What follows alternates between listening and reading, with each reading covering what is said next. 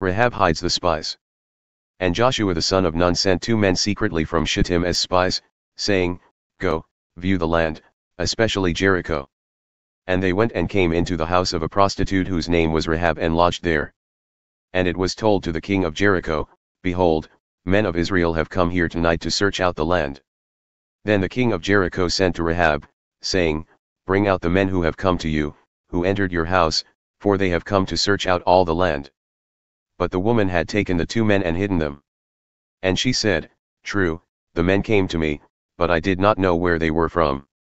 And when the gate was about to be closed at dark, the men went out. I do not know where the men went.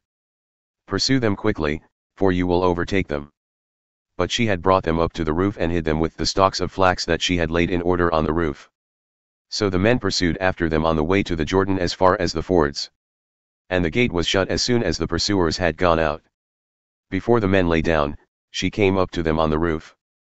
And said to the men, I know that the Lord has given you the land, and that the fear of you has fallen upon us, and that all the inhabitants of the land melt away before you. For we have heard how the Lord dried up the water of the Red Sea before you when you came out of Egypt, and what you did to the 2 kings of the Amorites who were beyond the Jordan, to Sihon and Og, whom you devoted to destruction. And as soon as we heard it, our hearts melted, and there was no spirit left in any man because of you, for the Lord your God, He is God in the heavens above and on the earth beneath. Now then, please swear to me by the Lord that, as I have dealt kindly with you, you also will deal kindly with my father's house, and give me a sure sign. That you will save alive my father and mother, my brothers and sisters, and all who belong to them, and deliver our lives from death. And the men said to her, Our life for yours even to death. If you do not tell this business of ours, then when the Lord gives us the land we will deal kindly and faithfully with you. Then she let them down by a rope through the window, for her house was built into the city wall, so that she lived in the wall. And she said to them, Go into the hills, or the pursuers will encounter you, and hide there 3 days until the pursuers have returned. Then afterward you may go your way. The men said to her, We will be guiltless with respect to this oath of yours that you have made us swear. Behold, when we come into the land, you shall tie this scarlet cord in the window through which you let us down, and you shall gather into your house your father and mother, your brothers, and all your father's household.